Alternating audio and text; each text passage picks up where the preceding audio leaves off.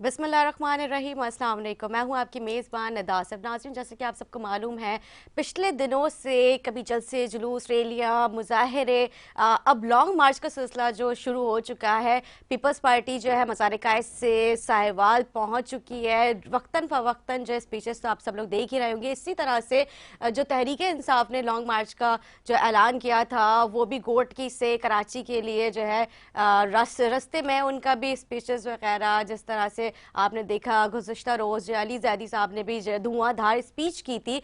ये तो सिलसिला चलता रहेगा। क्या आगे होने जा रहा है? अदम एतमाद की तहरीक भी जो है उसके बारे में कहा जा रहा है कि खान साहब को घर भेज के रहेंगे। चौधरी साहब से जो बात नहीं की जाती थी, लेकिन अब उनसे भी जो है खान साहब की अयादत और मुलाकात के सिलसिले शुरू हो चुके हैं। इसी के साथ साथ जमात इस्लामी जो है वो भी एक तहरीक का, कराची के अमीर हाफिज़ नईमुर रहमान साहब जो उन्होंने कराची के जो मसाइल हैं उनको देखते हुए, जैसे कि स्ट्रीट क्राइम, बढ़ती वारदातें और जो मेन इश्यूज़ है, हमेशा ही जमात इस्लामी जो है कराची की आवाम की आवाज़ बनते आई है। इस बार भी कराची के अमीर जनाब हाफिज़ नईमुर रहमान साहब ने कराची के लिए एक नई तहरीक का ऐलान किया है। मैं नजीब अयूबी साहब को खुशामदीद कहूँगी, पब्लिक एड कमेटी के मेंबर हमारे साथ मौजूद हैं। सर, हाफिज़ नईमुर रहमान साहब जो है कराची जमात इस्लामी के नायब अमीर जो हैं, उन्होंने किस तहरीक का ऐलान किया है? अस्सलाम वालेकुम, बिस्मिल्लाहिर्रहमानिर्रहीम। हाफिज़ साहब मोहतरम ने, जो अमीर जमात इस्लामी कराची हैं, उन्होंने हुकूक कराची कारवान का ऐलान किया। अभी आपने देखा कि किस तरीके से हमने कराची का एक तारीखी धरना दिया था। वो हमारे मुतालबात लोकल मुतालबात थे, यानी बल्दियाती जो बिल लेके आए थे पीपल्स पार्टी वाले, काला कानून हमने उसे कहा, और अल्लाह का शुक्र है हमने जो 29 दिन का धरना दिया उसके खातिर खान नताइज सामने आए हैं, सही। और बेशतर मुतालबात पे अमल भी हो गया और सिंध की काबीना ने मंजूरी भी दे दी। और आगे भी चल रहा लेकिन है। बात यह है कि अब जो इस वक्त हमारी तहरीक और मूवमेंट है, वो वफाक से हम अपना हिस्सा लेना चाह रहे हैं, इसलिए कि कोटा सही। सिस्टम, अगर आप देखें कि कोटा सिस्टम जो सिंध के अंदर नाफिज किया गया, बल्कि पूरे पाकिस्तान में ही है, लेकिन सबसे ज़्यादा इसका नुकसान कराची के शहरियों को है, और सरकारी नौकरियां इसकी वजह से नहीं मिलती हैं, और कराची के डोमिसाइल पे दीगर तमाम जगहों के लोग आके कराची का डोमिसाइल बनवा लेते हैं, और जो रही सही नौकरी यहाँ होती भी है या तालीमी इदारों में एडमिशन का मामला होता है, वो फिर कराची से बाहर का सारा। तो ये एक ज्यादती है जो कि 10 साल के लिए नाफिज किया था इसको ज़ियाउल हक ने, और उसके बाद ये मजीद प्रोलॉन्ग होता गया। नवाज शरीफ ने इसको 10 साल बढ़ाया, फिर मजीद 10 साल बढ़ा, और अब तक सिलसिला ये जो जारी है। है जनाब इमरान खान साहब, इन्होंने इसको फॉर एवर कर दिया है, और इसको असेंबली में भी नहीं लेके आए। जुल्म यह है कि इसको अपनी काबीना से अप्रूव करवा के इसको लागू कर दिया। तो ये इतना बड़ा जुल्म है कराची के साथ कि मैं समझता हूं कि इसकी जितनी भी मजम्मत की जाए अब वो कम है। कोई सियासी जमात इस पे बात नहीं कर रही, हालांकि बहुत सारी जमातें तो ऐसी थी कि जो कराची के लिए उन्होंने का एजेंडे को अपने ऊपर रखा था, मंशूर का हिस्सा बनाया था। खुद तहरीक इंसाफ यानी इमरान खान ने खुद कहा था कि मैं कराची के लिए काम करूंगा, और उन्होंने यहाँ से इलेक्शन भी लड़ा, सीट भी निकाली, उसके बाद किसी और को दे दी। तो कहने का मकसद ये है, अच्छा इस वक्त सदर पाकिस्तान आरिफ अलवी साहब का ताल्लुक कराची से है। इनके यहाँ पर 56 सीटें हैं टोटल अपोजिशन की मिला के, और उसमें से 30 के करीब इनके पास हैं, सूबाई और कौमी असम्बली की, तहरीक इंसाफ के पास।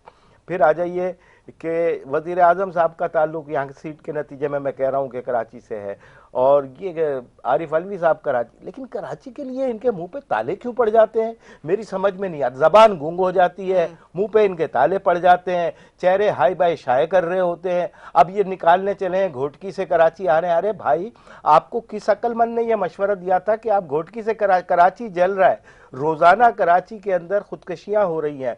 कराची के नौजवान, औरतें और बच्चे जो है वो मोबाइल स्नैचिंग तो एक बहुत छोटी बात हो गई है, अब तो सीधा गन पॉइंट के ऊपर गोली मारने की बात होती है। तो कराची जो है वो आग के अंदर सुलग रहा है, और आपको पड़ी हुई है अपना इख्तिदार बचाने की, और आप वहां से घोटकी से चल रहे हैं। और कर क्या रहे हैं आप? आपके सखर के अंदर मखदूम साहब ने जो खिताब किया वो तो खाली कुर्सियों से मुखातिब थे। अवाम इनके पास कहाँ है? मुझे ये बताइए ना कि इसमें अवाम का एजेंडा किधर है? एक पार्टी निकली हुई है इक़्तिदार को बचाने के लिए और एक पार्टी निकली हुई है इक़्तिदार को हासिल करने के लिए। इस पूरे सिनेरियो के अंदर मुझे अवाम कहीं नजर नहीं आ रहे। सिर्फ इक़्तिदार की जंग सिर्फ नजर आ रही है। इक़्तिदार बचाने और इक़्तिदार छीनने की जंग है। यानी एक कह रहा है कि यार मेरी बारी जो है ना अब के 3 साल के अंदर ही लगा दो, दूसरा कह रहा है नहीं मेरी बारी जो है ना वो पूरी चलनी चाहिए, और एक बीच में लटका हुआ है लंदन के अंदर, वो फरमा रहा है कि नहीं नहीं नहीं 2 टर्न उनके हो गए, अब मेरा टर्न आना चाहिए। तो ये अजीब बेवकूफी का बाजार गर्म है कराची के अंदर। कराची को कोई वास्ता नहीं है कि मुल्क के अंदर आप किस इक़्तिदार की जंग लड़ रहे हैं। मुझे बताइए ना कि हाफिज नईमुर रहमान साहब ने जो ऐलान किया है कि हम हुकूक कारवान निकालेंगे, लेकिन हुकूक कारवान तो पूरी कराची के अंदर एक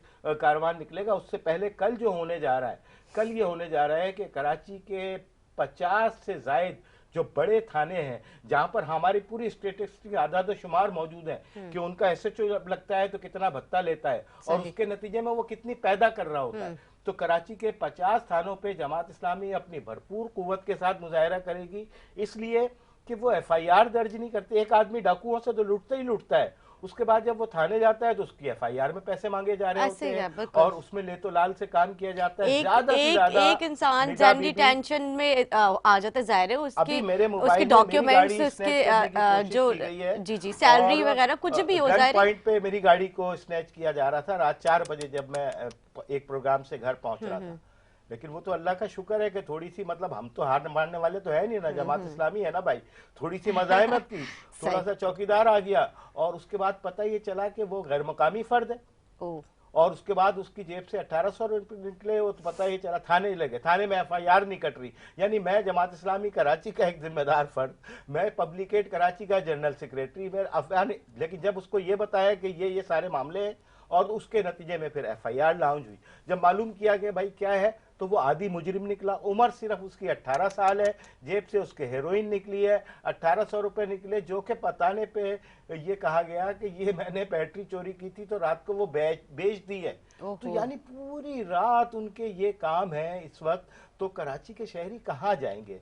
तो ये 50 थानों पे जमात इस्लामी के जो मुजाहरे हैं ये इस बात की अलामत है कि हम जो है अब इस तरीके से ठंडे पेटों कराची के लोगों को लुटते हुए नहीं दे सकते। अच्छा, अभी आपने बताया आदि मुजरिम है, काम भी किया कि दफ्तर जमात इस्लामी कराची के अंदर एक फौरी तौर पे लीगल एड सेल कायम कर दिया है। यानी पब्लिक एड तो मौजूद ही थी जो नादरा और बिजली और बहरिया और दीगर मसाइल के हवाले से काम कर रही थी, लेकिन हंगामी बुनियादों पे एक लीगल सेल भी बना दिया कि जिनकी एफआईआर लाउंज नहीं हो रही है, जिनको पुलिस तंग कर रही है, वो सीधा इदारे नूर हक में आए और अपनी एफआईआर और अपने सारे मामला वहाँ बताएं। इंशाल्लाह हम कोशिश करेंगे कि उनकी एफआईआर भी लाउंज हो और साथ ही साथ कराची के जितने जमात इस्लामी के डिस्ट्रिक्ट के दफातर हैं उसमें भी ये सेल कायम कर दिया गया।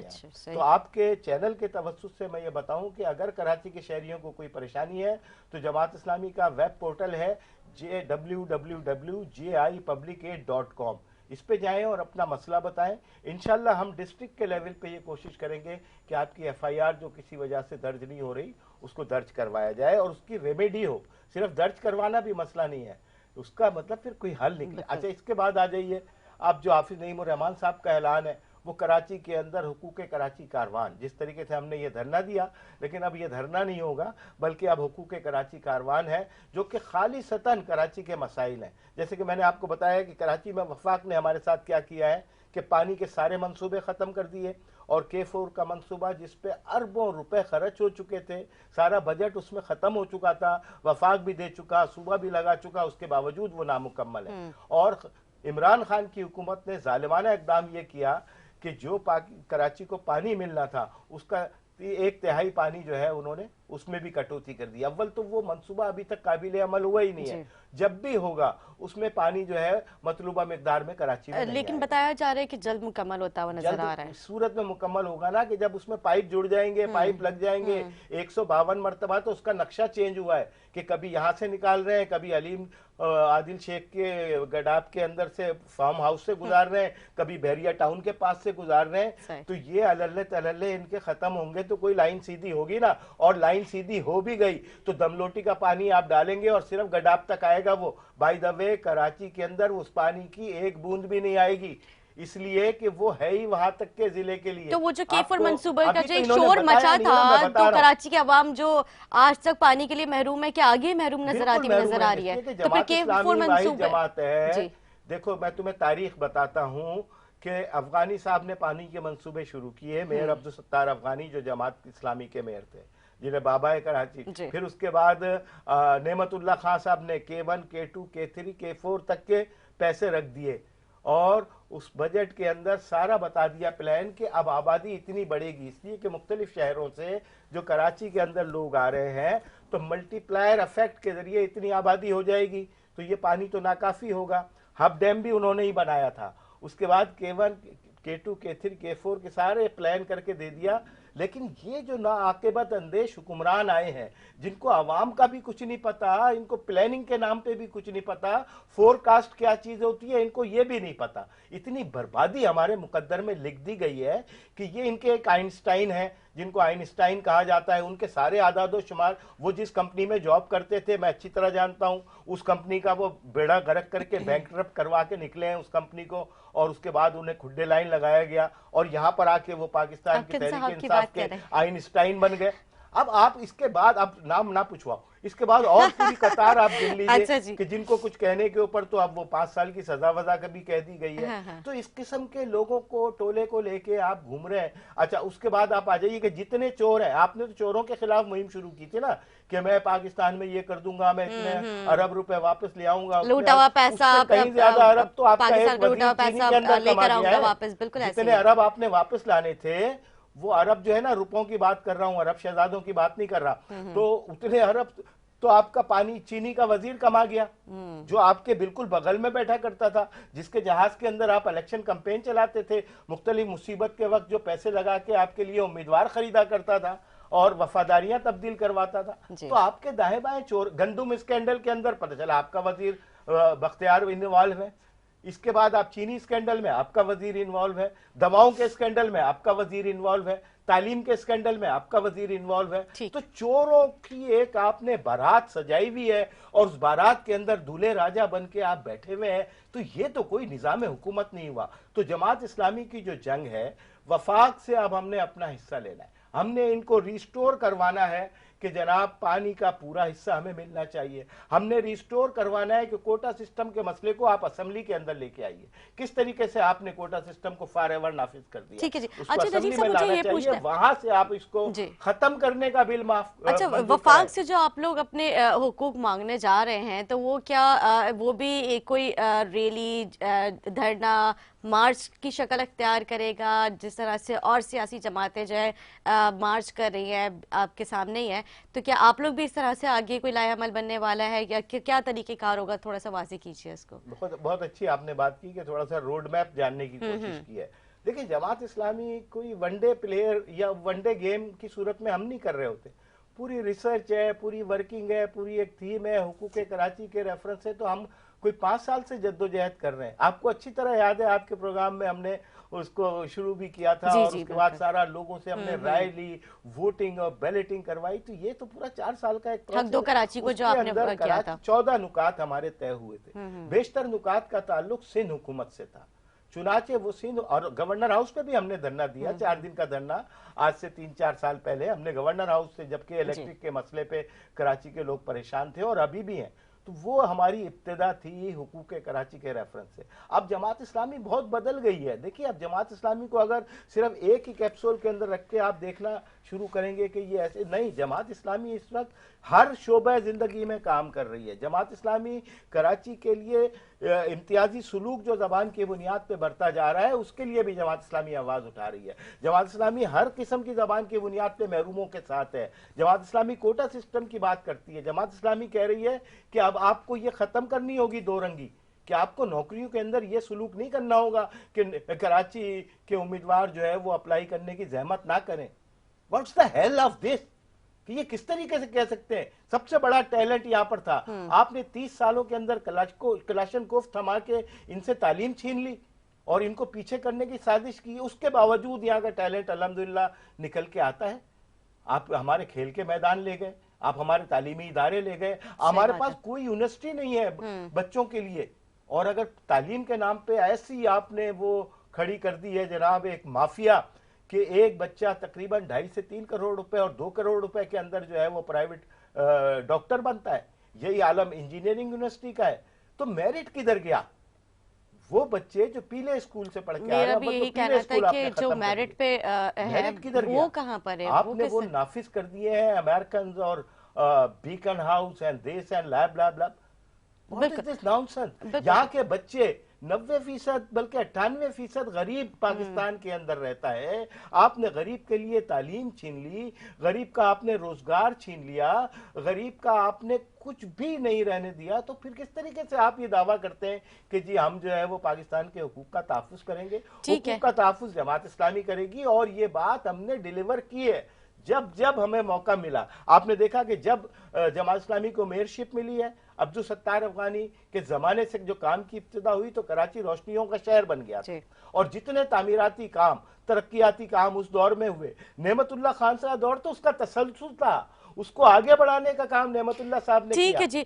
नजीब साहब एक छोटा सा ब्रेक लेंगे। ब्रेक के बाद मैं जो है आपसे रोड मैप, जब भी आपने हुकूक कराची कारवा का भी आपने जिक्र किया, उसके हवाले से मैं चाहूँगी कि जो किस तरह से आप लोगों का जो रूट मैप होगा, किस तरह से वो प्रोटेस्ट करेंगे आप लोग, या फिर जो है इसको भी लॉन्ग मार्च का, जिस तरह से वफाक से आप हुकूक की बात कर रहे थे। एक छोटे से ब्रेक के बाद मैं नजीब साहब से इस पर गुफ्तगू करूँगी। हमारे साथ रहे।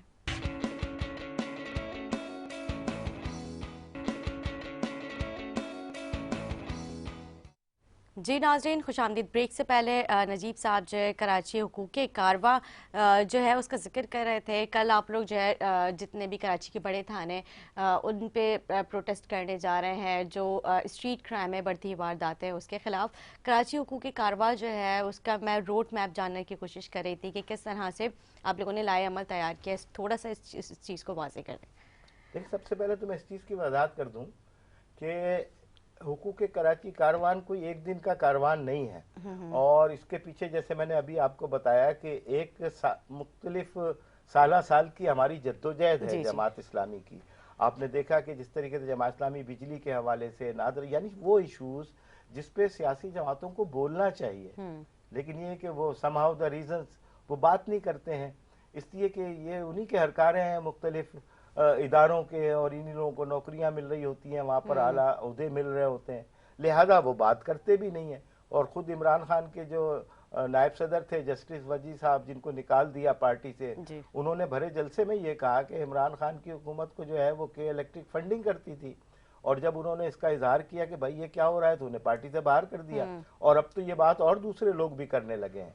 फिर इसी तरीके से मैं, चलिए इन सारी चीज़ों को भी छोड़े, हुकूक कराची की और हुकूक कराची कारवान की बात करते हैं कि जिस तरीके से हमने सिंध के हवाले से अपनी मूवमेंट शुरू की और बल्दियाती ज़्यादतियों के हवाले से कि वाटर बोर्ड में जनाब चेयरमैन जो है मेयर को होना चाहिए, मेयर के पास इख्तियारात होने चाहिए, मेयर के पास फंड होने चाहिए, और तमाम इदारे मेयर कराची को जवाबदार होने चाहिए, तब तो कोई एक सिलसिला। और ये सिर्फ कराची की बात हमने नहीं की है, जो बिला वजह ये बात करते हैं ना कुछ लोग के जमात इस्लामी को क्या हो गया है, वो लिसानी सियासत कर रही है। तो भाई ये तो हम पूरे सिंध की बात कर रहे हैं। ये जब बल्दियाती अब कानून रिवाइवल इसकी हो गई है और दोबारा से असर नौ तरतीब हुआ है, तो इसका फायदा तो लड़कानों को भी होगा, सखर को भी होगा, टंडो आदम को भी होगा, खैरपुर को भी होगा, तो पूरे सिंध में होगा। तो इसमें कौन सी लसानियत की बात आ गई?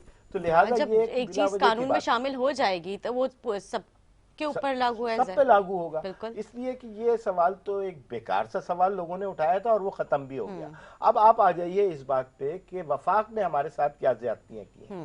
वफाक ने, जैसा मैंने बताया, तो ये कोटा सिस्टम के हवाले से हमारी मर्दमशुमारी में हमें आधा कर दिया। सबसे बड़ा जो हाथ हुआ है ना कराची के साथ, वो सिर्फ इस दफा नहीं, ये कंटिन्यू चलता चला आ रहा है 1956 से मर्दमशुमारी में कराची को टारगेट करके। और ये पहले से बता देते हैं कि जी इससे आगे आबादी नहीं जानी चाहिए। रीजन इज दिस कि इससे आगे अगर आबादी गई तो आपको सूबाई और कौमी असेंबली की सीटों में कराची की नुमाइंदगी बढ़ जाएगी। इसी तरीके से पानी के अंदर जो आपका हिस्सा बनता है कि अभी तो 1% दे रहे हैं ना, बल्कि उतना भी नहीं दे रहे, तो आप इतना भी गवारा नहीं करते कि कराची को पूरे पाकिस्तान का 1% दे। सही बात है। सारी दरियाओं का पानी आके हमारे समंदर में गिर रहा होता है कराची के, लेकिन आप वो मीठा पानी हमें देने के लिए तैयार नहीं होते, पानी के अंदर बहाने के लिए तैयार हो जाते हैं कितना बड़ा जुल्म है। यानी आपने तो करबला मचा के सही रखी बात हुई है है। कराची के अंदर। और जो सबसे बड़ा नारा लेके आए थे कि हम कराची के लिए ये कर देंगे और दो नहीं एक पाकिस्तान, तो बर्बाद पाकिस्तान कर नया दिया पाकिस्तान भी तो आपने, था। बर्बाद पाकिस्तान कर दिया। तो इस बर्बाद पाकिस्तान में क्या जमात इस्लामी खामोश बैठी रहेगी? जमात इस्लामी खड़ी हुई है अपनी पूरी कुव्वत के साथ, और सिर्फ कारकुनान को लेके नहीं चल रहे हमने अवाम को साथ मिलाया है। जिस तरीके से आपने धरने में देखा ना, 29 दिन का धरना हुआ है, क्या बारिश, क्या आंधी, क्या तूफान, क्या सर्दी, ये बात तो लेकिन हकीकत है, सिंध की कारकुनान, तारीख का औरतें, सबसे बच्चे, और तवील मैं कहता धरना हूं था। कि जिस तरीके से हमारा ये 29 दिन का धरना ये हमारे बच्चों में सराहियत कर गया है। कराची के बच्चे बच्चे की जबान पे वो स्लोगन्स और वो नारे गूंज रहे हैं।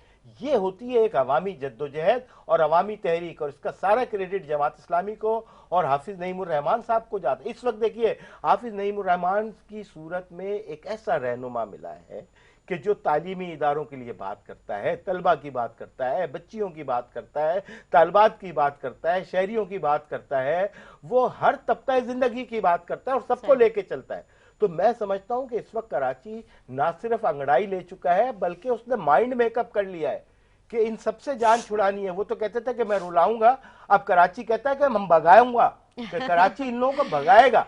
जब ये यहां से नहीं निकले, ये घोटकी से आए, और इसी तरीके से ये यहां से निकल के, तो अब कराची ने ये तय कर लिया है कि जिन्होंने 40 साल कराची के हुकूक को गसब किए रखा, कराची को बर्बाद किए रखा, कराची को पनपने नहीं दिया, कराची के लड़कों को रोजगार नहीं दिया, उनसे उनका पानी छीन लिया, उनके हाथ से कलम छीन लिया, अब कराची ने दिल में तय कर लिया है कि इन लोगों का हिसाब जो है वो चुकाना है। अच्छा नजीब साहब, अभी हम अभी जो सियासत की जो सूरत हाल है वो उससे भी आप वाकिफ हैं, क्या देखते हैं, किस तरह से देख रहे हैं आप? जो खान साहब कहा करते थे घबराना नहीं है, जो चौधरी साहिबान के हवाले से भी उनके बयानात थे वो भी आप सबके सामने ही है, ढके छपे कुछ भी नहीं है। शेख रशीद साहब के बारे में जो कहा करते थे अब और जिस तरह से आप देख रहे हैं कि अपोजिशन का इत्तेहादियों के साथ जो है राब्ते तेज होते हुए नजर आ रहे हैं, किस तरह की सिचुएशन देख रही हैं? क्या उनके घबराने के दिन शुरू हो गए? देखिए घबराने का तो मामला ये है कि ये पहले दिन से घबराए हुए हैं। सही। अब एक लतीफा है, सियासी लतीफा है कि किसी बच्चे को अगर आप ढीली किस्म की नेकर पहना देते हैं, वो शरारती बच्चे को जी, तो वो शरारतें भूल के क्या करता है, वो नेकर पकड़ने की कोशिश करता है कि नेकर ना उतर जाए। तो इस गवर्नमेंट का मामला ये है कि जो इनको लेके आए हैं इन्होंने बगैर लास्टिक वाली ढीली जो है वो शलवार इनको पहना दी है। नतीजा ये है कि ये उसको ही संभालने में लगे हुए। तो ये पहले दिन से जब से आए हैं, ये उस वक्त से इनकी जो है ना शलवार में अभी तक जो है वो लास्टिक वो भी ढीली वाली डली हुई है। तो प्रॉब्लम यह है कि एक जमहूरी हुकूमत हो, एक इलेक्टेड हुकूमत हो, अवाम के वोट लेके आई हो, जितने डब्बे इनके खुलवाए गए, ये तो रिकॉर्ड पे है ना ये बात कि रिकाउंटिंग के लिए जितने डब्बे खुलवाए गए वो सारे डब्बों में ये हार गए। उसके बाद सुप्रीम कोर्ट को बोलना पड़ा, हाई कोर्ट को बोलना पड़ा मजीद डब्बे ना खुलवाओ, इसलिए तो फिर कहीं के नहीं रहेंगे। ठीक। तो ये मामला जब सामने आ जाए तो आप उसको कौन सी हुकूमत कहेंगे? अच्छा दूसरी बात, ये इख्तिदार की जो लड़ाई है भाई, 1 साल रुक जाइए, अगर आपने बीच में हटा दिया तो ये तो दोबारा मजलूम बन जाएंगे, ये दोबारा मजलूम बन के हमारे सरों के ऊपर आने की कोशिश करेंगे।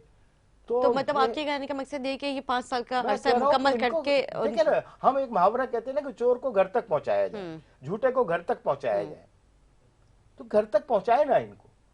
मतलब 1.5 साल और 14 MNA, ठीक है, 1.5 साल और उनकी कारकर्दगी देखी जाए। MPA जो कराची में बैठे हैं, आप मुझे बता दो कि इन्होंने कराची के लिए क्या किया है? क्या कराची के लिए बारिश के दिनों में ये नजर आए कि कराची में बिजली का बहरान होता है, बिल बढ़, यानी पूरे पाकिस्तान में आपने कहा कि बिजली के बिल जो है वो हम कम कर रहे हैं, कराची के अंदर 3 रुपए 2 रुपए 90 पैसे और 60 पैसे आप बढ़ा रहे हैं जी। तो भाई ये कमाऊ पूछ शहर जब तुम्हें कमा के दे रहा है तो तुम इसके साथ ये नजीब साहब ग्रीन लाइन मंसूबा दिया कराची के आवाम को, 10 रुपए कम कर दिए पेट्रोल में, ये तो दिया है ना। हाँ देखिए कितनी बड़ी बात है कि 10 रुपए कम कर दिए। 4 कदम आप आगे चले, 6 कदम पीछे हट जाए, फिर 4 कदम आगे चले, 1 कदम पीछे हट जाए, ये वाला खेल करके हमेशा मुनाफे में आप ही रहते। ये कौन सी लॉजिक है भाई? आपने 12 रुपए 15 रुपए बढ़ा के अगर पीछे ले गए हैं थोड़ी देर के लिए, इसलिए कि अब प्रेशर बहुत है, अब ज्यादा घबराहट होने लगी, तो आपने एक वक्ती ऐलान कर दिया। चलिए, इस वक्ती ऐलान का फायदा बिजली के रेट में कम होता, लेकिन कराची के लिए तो बिजली के रेट फिर आपने बढ़ा दिए। जी। तो ये कौन सा फार्मूला है कि जो हमारी समझ से बालातर है कि कराची आपको कमा के भी दे और कराची के साथ आप इसी तरह के कट मारते रहे? ठीक है जी, होगा नहीं। बिल्कुल ठीक कह रहे हैं। एक छोटा सा ब्रेक लेंगे, ब्रेक के बाद मेहमानों के साथ हाजिर होंगे। स्टे विद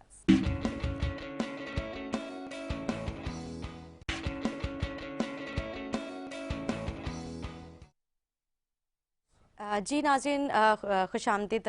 PSP से में ज्वाइन कर चुके हमारे साथ मौजूद हैं अरसलान परवेज साहब। सर खैरियत से, खुशामदीद करेंगे अपने प्रोग्राम में। जी, अल्लाह का शुक्र। गुड।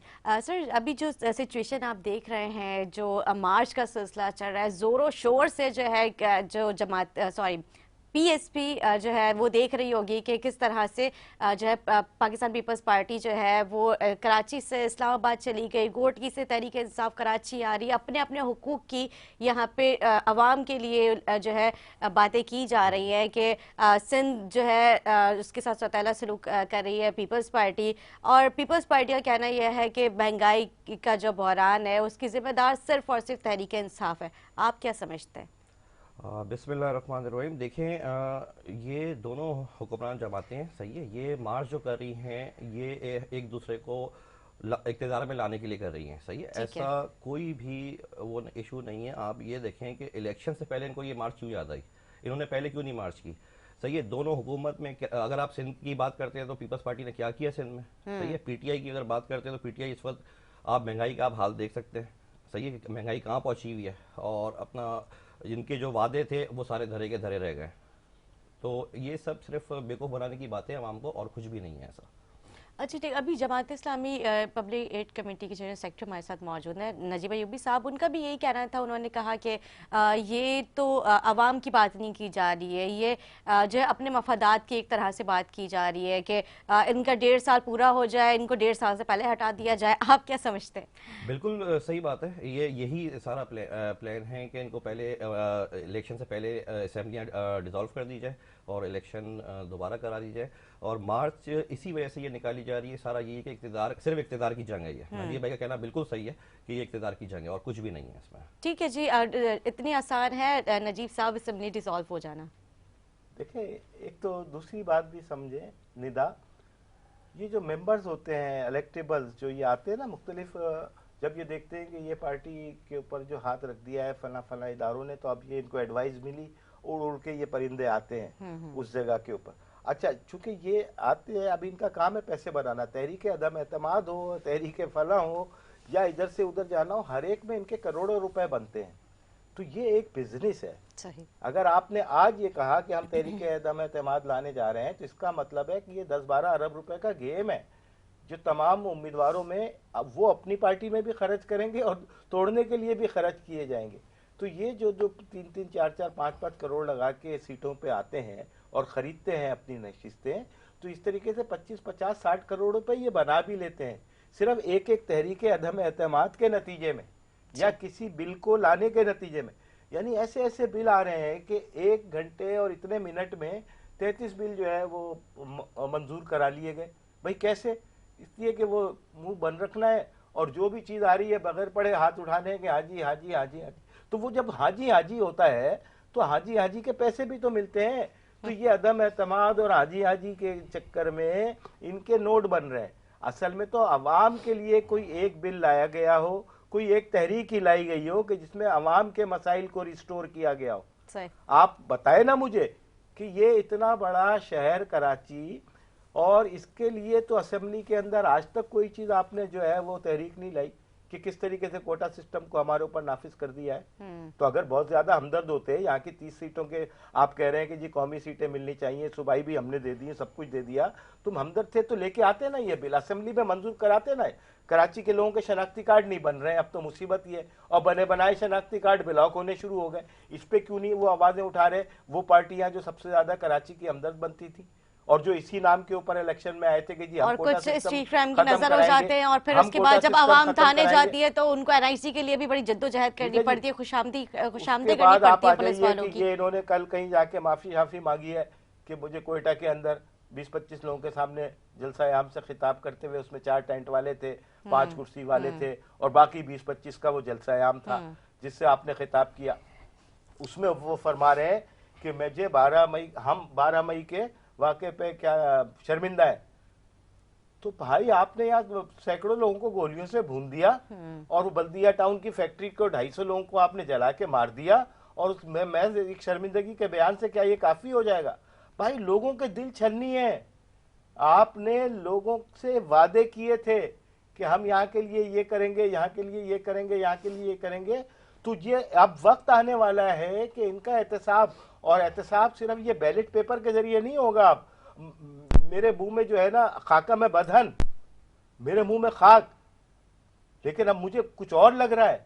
मैं आपको बता रहा हूं कि अब ये अवाम इतनी जली कूटी बैठी है, अपना सब कुछ लुटा के पॉलिटिकली ये बर्बाद हो गए, माशी तौर पे शहर बर्बाद हो गया, तालीमी एतबार से हमारा कोई मकाम नहीं रहा।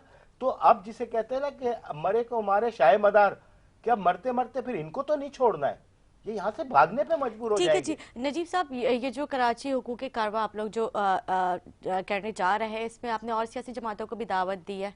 देखिए, और या सियासी सिर्फ जमाते जमातों का इस्लामी मामला ये खुद है कि हमारे साथ जो आना चाहे, हमने रोका किसी को नहीं। अभी आपने धरने में देखा, मुस्तफा कमाल साहब उसमें आए, पीपल्स पार्टी के लोग भी इज़हार यकजहती के लिए आए, एएनपी के जो सूबाई क़यादत है वो आई है, तो समाजी लोग आए हैं, मुख्तलिफ तबका जिंदगी के आए हैं। तो हम तो बिल्कुल सिंपल सी बात कर रहे हैं हाफिज नईमुर रहमान साहब कि ये कराची का इशू है, ये कराची के मसाइल हैं, इसको सबने मिलके हल करना है। जो मशीनों के धुले हुए नहीं है, जिनके ऊपर केसेस नहीं बने हुए, और जिन्होंने जाके कहीं से बैत वैत करके नहीं आए हुए, वो सब आ जाएं। और अल्लाह का शुक्र है वो लोग आ रहे हैं, और आने के बाद अब काम शुरू हो गया है। हर डायरेक्शन में अल्हम्दुलिल्लाह काम हो रहा है। सही। परवेज साहब जी बिल्कुल, बात वजह है। और मैं आपको बताऊं कि देखें, मुल्क में जब तक सारी सियासी जमातें एक साथ नहीं बैठेंगी, एक प्लेटफॉर्म पे नहीं बैठेंगी, चाहे वो हुकूमत में हो या ना हो, जब तक मुल्क में आपके इस्तेकाम या आपकी ये खुशहाली नहीं आ पाएगी। सही है, एक जगह पे जमा होना पड़ेगा, फिर इसको फैसले करने पड़ेंगे। आपकी आज देखें ना, खारजा पॉलिसी बिल्कुल नाकाम हो चुकी है, और आपके वजीर खारजा जो है वो उसमें मार्च में शामिल है उसमें। अच्छा, मार्च में जो वसाइल यूज़ हो रहे हैं वो आवाम के यूज़ हो रहे हैं। सही है, पैसा भी आवाम का यूज़ हो रहा है। सही है, मुल्क आपका इस वक्त बिल्कुल समझे कि जीरो पे जा चुका है। सही है, इमरान खान साहब जब आए इक़्तिदार में, उस वक्त उन्होंने बोला कि मैं IMF से कर्जा लेने से बेहतर है खुदकुशी कर लूँगा। बिल्कुल जी। मैं इसको कंटिन्यू करूँगी, एक छोटा सा इमरजेंसी ब्रेक लेना पड़ा, ब्रेक के बाद हाजिर होंगे, हमारे साथ रहें।